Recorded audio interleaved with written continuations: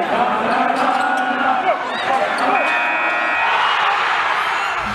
Locked On NHL, your daily podcast on the National Hockey League. Part of the Locked On Podcast Network, your team every day.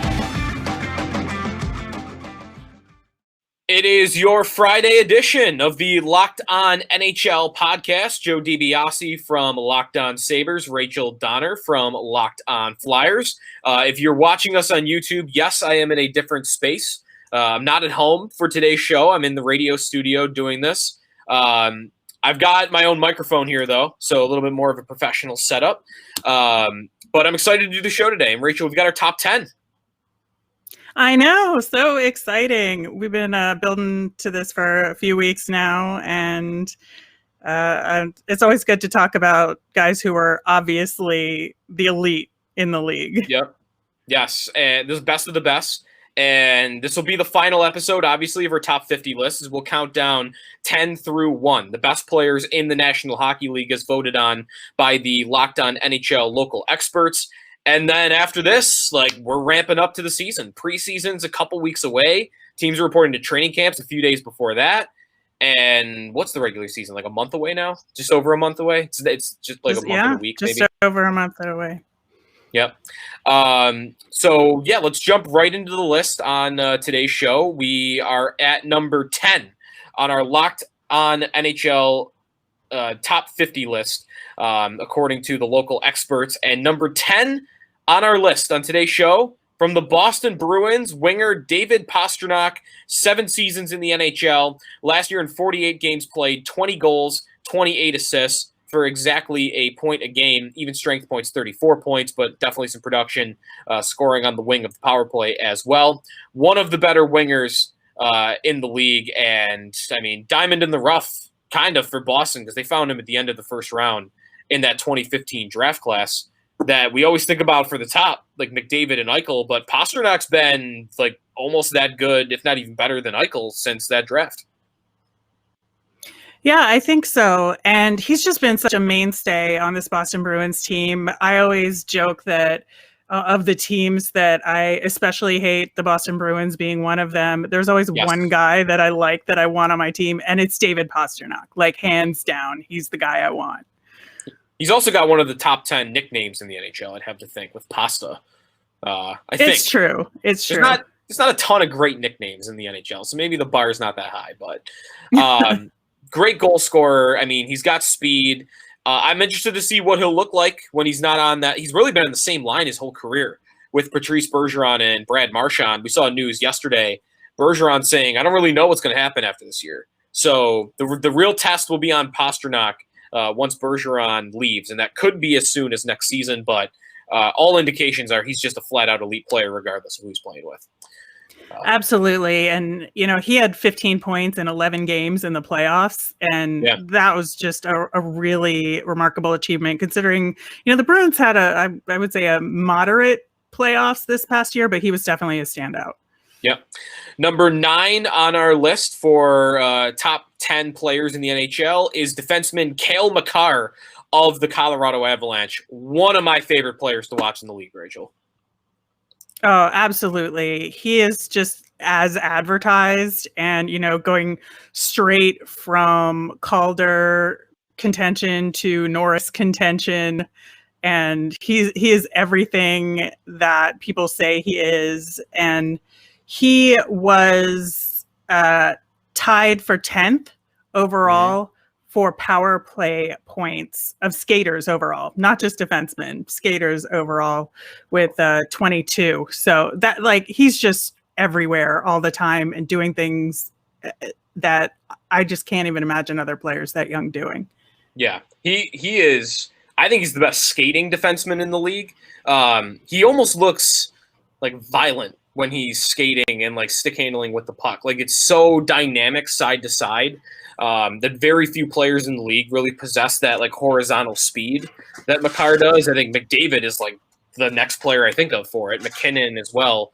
Makar's got elite skating and elite stick handling, and for him to be doing it on the blue line, I think that's why really he's my favorite defenseman to watch in hockey. So one of my favorite defensemen to watch in the league, and if I were a betting man, he would be maybe where I put my chips down for the Norris Trophy next season. Number 8 is a former Norris winner and an elite defenseman in his own right for years now. Victor Hedman of the Tampa Bay Lightning. You're going to have a couple of Tampa Bay Lightning players here in the top 10. Their number 1 defenseman. He is 8th overall on our ranking here.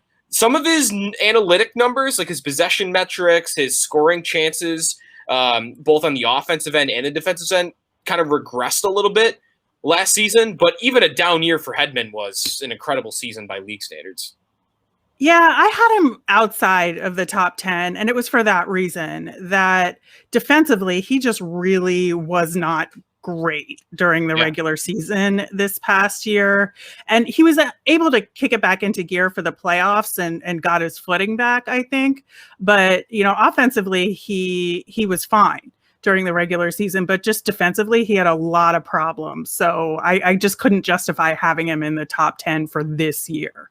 Yeah, I wondered about, could this be him starting to kind of fade a little bit? He's 30 years old. Some elite defensemen you've seen take a bit of a step back, like Shea Weber comes to mind for me.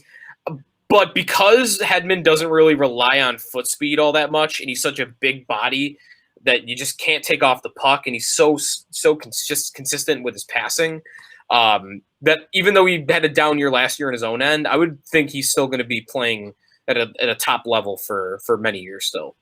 I don't know if you agree with that. I'm curious to see how much this torn meniscus injury lingers for him, because I think under normal circumstances, you might be right with a decline. But with this kind of injury, it could just be a one-off situation, or it could nag him for a long time. And that just remains to be seen. Oh, great. You know what's going to happen? Tampa's going to put him on long-term IR. He's going to have surgery like a week before the season, and magically, poof, he's going to be ready for game 1 of the playoffs. It's utterly ridiculous. That's actually something we've thought about here in Buffalo. Could they trade Jack Eichel to Tampa Bay? They put him on IR for the entire season, and he just plays the playoffs for him. Lightning did that last year with Kucherov, obviously, if you weren't with it on that. All right, so Hedman at number 8. Before we get to number 7 in our list, I said before I'm not a betting man, but I will admit that I made a not crazy big bet, but a sizable bet on who's going to win the Vezina Trophy this season. And I did that over at betonline.ag, the number 1 spot for all your hockey bets, but also pro college football action for the season. You get all the updated odds, props, and contests, including online's biggest $500,000 NFL mega contest and the world's largest $200,000 NFL Survivor contest, open now at betonline.ag. It's your fastest and easiest way to bet on all of your sports, football, basketball, boxing. You can even get your favorite Vegas casino games. Don't wait. Take advantage of all the great offers they have available for you in the 2021 season. BetOnline, your online sportsbook experts. Remember to use the promo code LOCKEDON.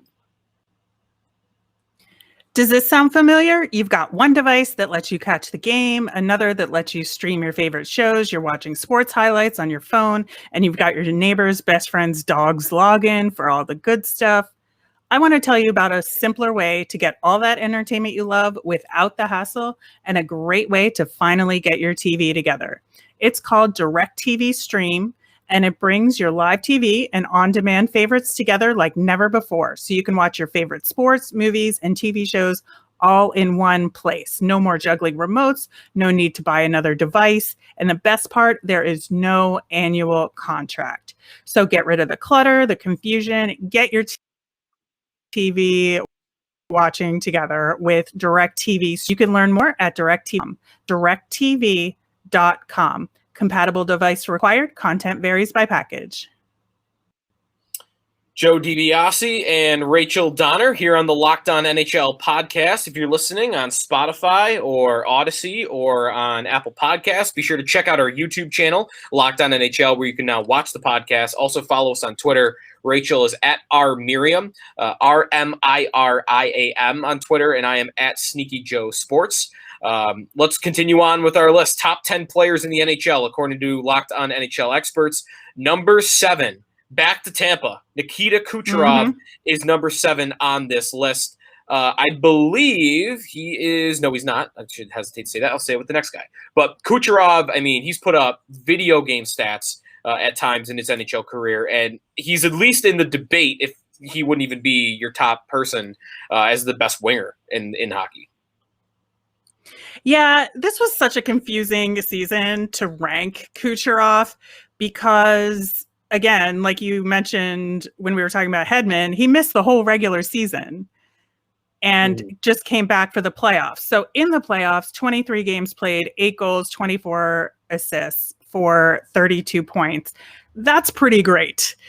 3 points in his first game and then 9 total over the first 4 games. He was just on a tear. So he was his old self when he came back for the playoffs. And obviously everybody steps it up a notch for the playoffs anyway, but still, like, Kucherov is obviously an elite level talent and belongs in the top 10. I had him at 9 just because I kind of wanted to ding him a little bit for missing the whole regular season.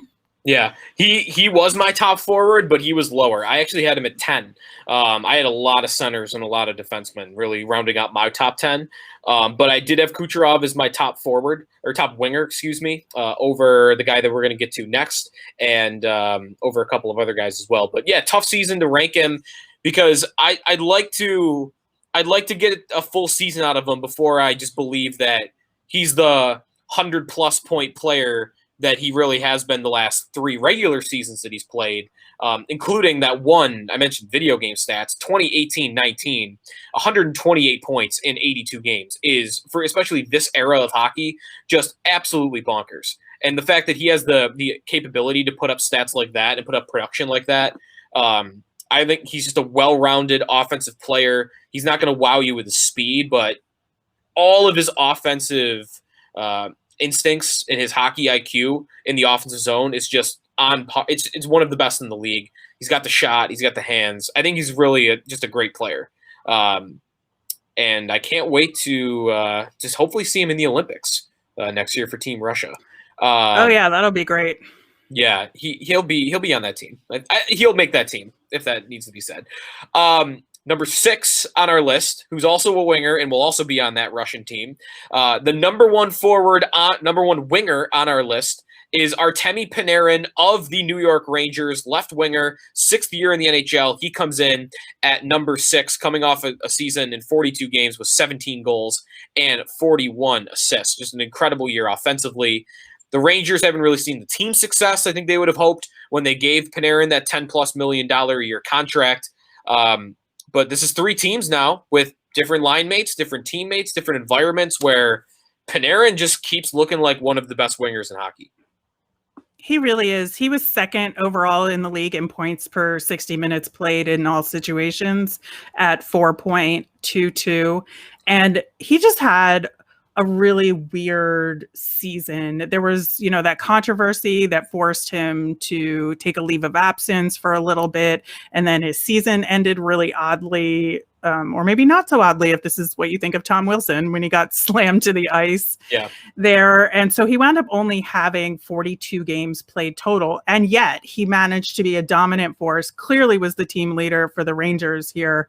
And I think, like, given sort of a more regular circumstances, and now that the Rangers have supposedly planned their team all around defending Panarin against Tom Wilson, I'm very curious to see how this season plays out for him. I really hope they crash and burn this year, by the way. I hate the strategy they've taken. Oh, yeah. Like, just come on. Like, it's 2021. You're going to try to fight Tom Wilson. That's how you think you're going to get better. I'm not saying you got to get pushed around by him, but come on, you've got talent all over the place. Like, you buy into that.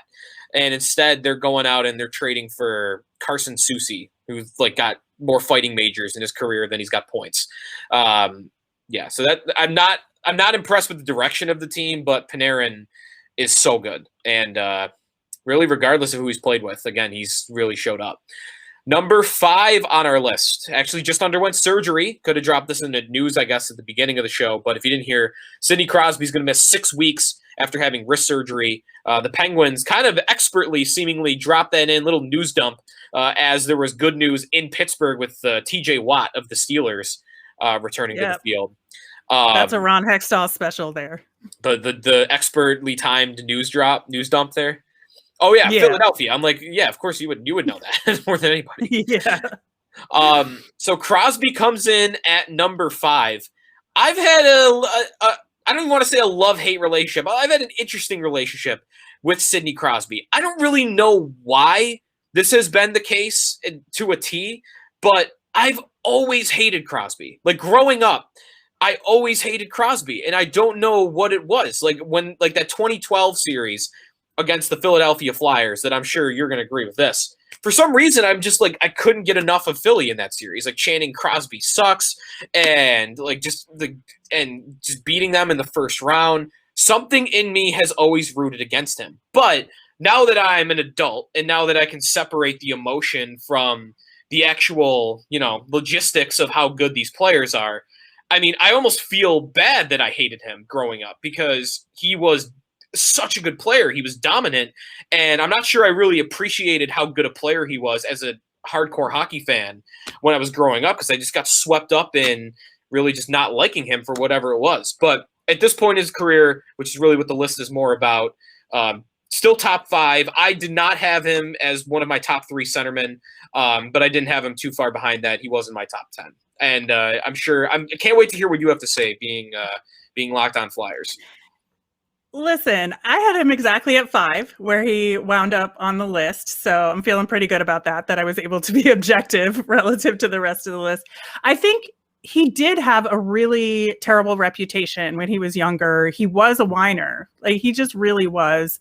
And the skill has always been there, but has a very quiet personality. And he was a bit of a whiner on the ice, which I absolutely think he grew out of. And I don't think a lot of fans allowed him to grow out of that. And so that reputation kind of stuck with him. Now, as somebody who attended Game 6 of that 2012 series and watched that Claude Giroux shift in person, that was one of the most glorious moments of my hockey viewing life. But even given the rivalry and given all that, I feel like, obviously the Crosby Ovechkin comparison will continue for all of time. And Crosby, I think, has maintained a higher level of skill across the board in terms of all the different things that he has done well and continues to do well. He is on a decline, but not so much in the way that Ovechkin has become a lot more specialized this late in his career.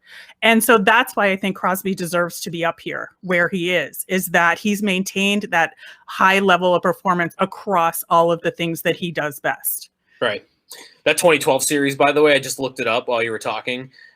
For some reason, that always stood out as one of my favorite playoff series of all time because you had fights, you had brawls. It was a mess. The whole thing was a mess. You had 56 goals scored in total in 6 games. You averaged almost 10 goals a game in that series. I think the Flyers played like 4 goaltenders or something that whole series. It was madness. That sounds about right because 2011, the last time the Sabres played in the playoffs, yes, it was 10 years ago. I think the Flyers ended up playing four goalies in that series as well, and they ended up winning.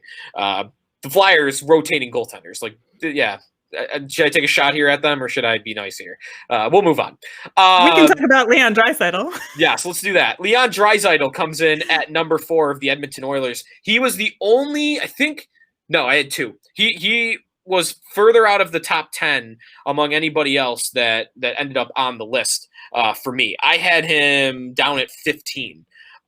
Maybe I look too much at the environment around these players and kind of the help that they're getting.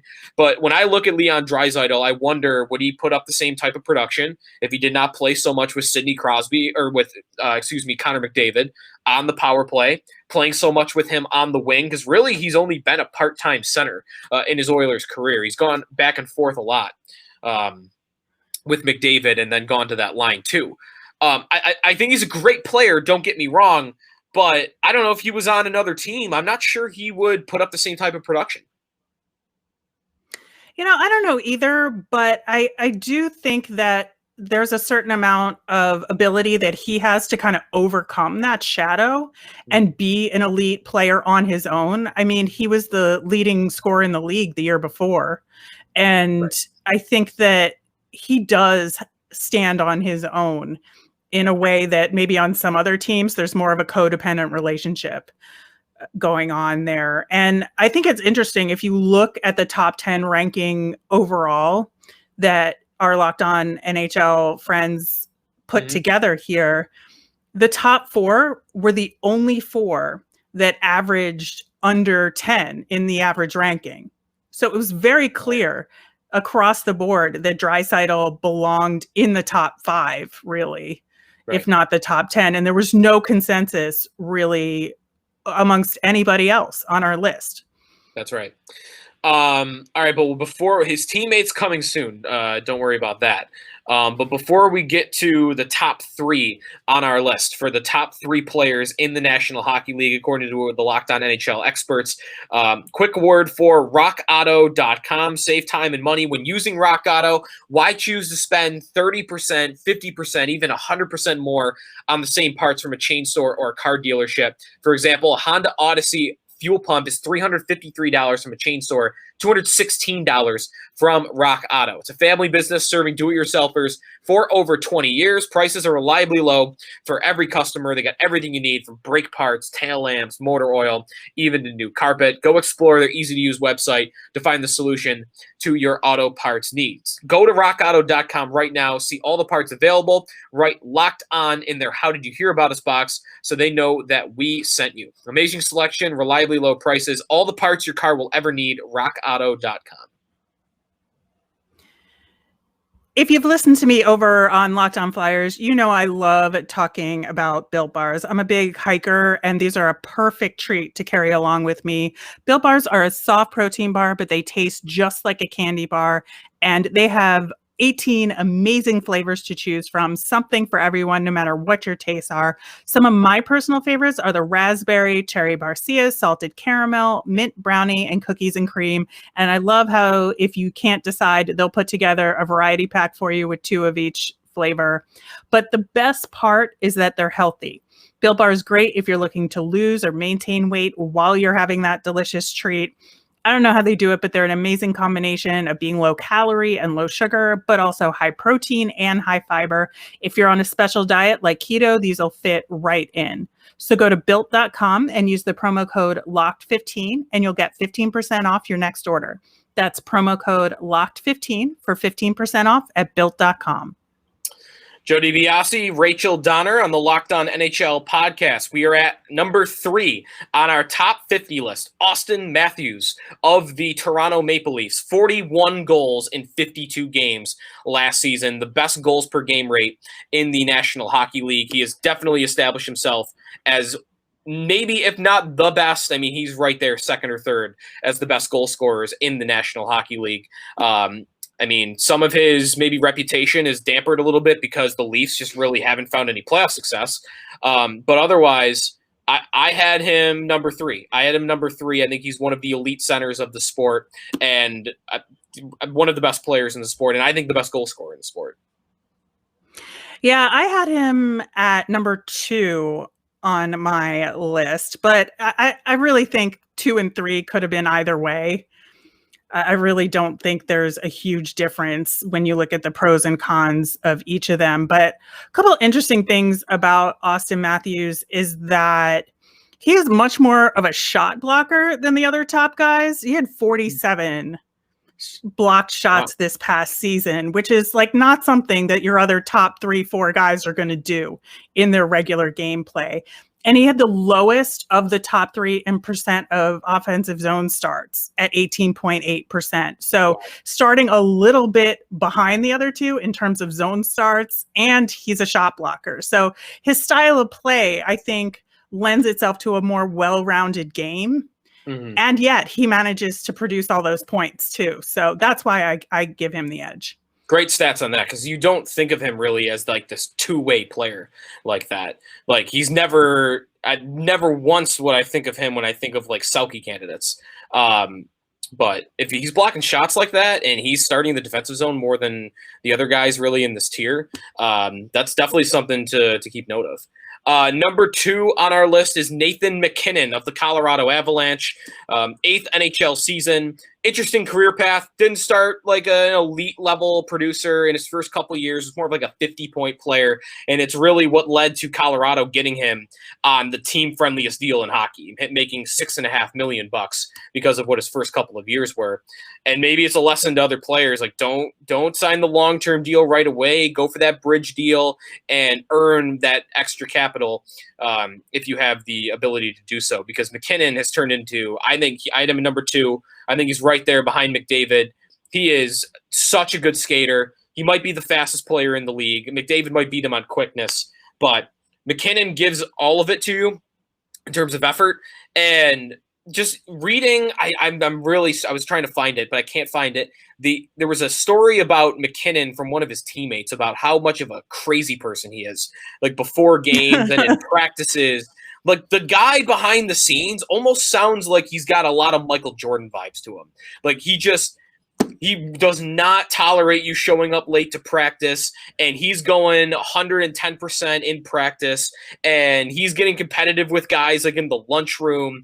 Like I'm starting to find out some stuff about Nathan MacKinnon in terms of him being a competitor on and off the ice that are making me like him even more as a player.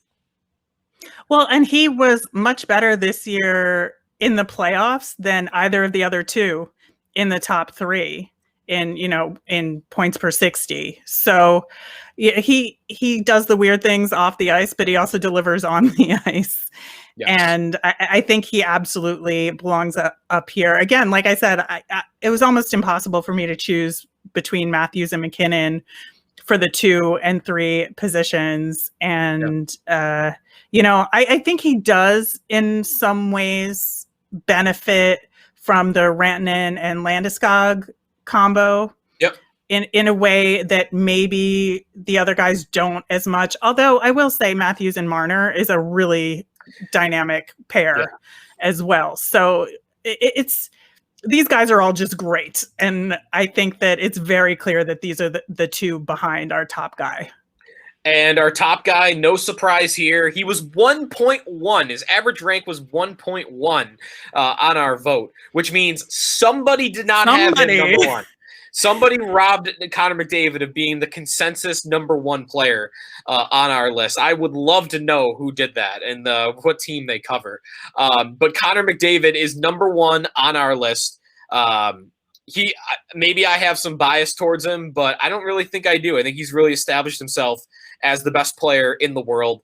I've been watching him since he was a junior player, driving down from Buffalo to Erie like 5-6 times a year to watch this kid play because everybody was saying like, oh, there's this wonder kid playing down in Erie. You got to go see him. Me and a couple buddies would jump in the car. We'd go down to Erie. Tickets not too expensive. And ever since then, I've been blown away with this guy's ability to stick handle and skate at the speed that he does. I think he's really a unicorn in that way. I think he's the best player in the world. I think he's maybe been the best player in the world since his 2nd or 3rd year. And to me, there might be a bigger gap between number 1 and number 2 than I think most. Oh, I absolutely think there is. I mean, there's no question that he should have been number 1 on this list. I mean, 105 points in 56 games. Nobody was even close. And to get over 100 points in a shortened season like this, like nobody would have predicted that either. And yet when Connor McDavid does it, you're like, oh yeah, that's believable. Right. Yeah, he's unbelievable. And yeah, the 1.1 was his average rank. So we'll hunt down that person that did not vote him number 1.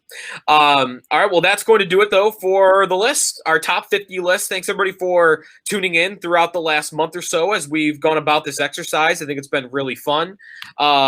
And if you missed any of our previous episodes, be sure you can either do that on YouTube as well as the Odyssey, Spotify, or the Apple Podcasts app.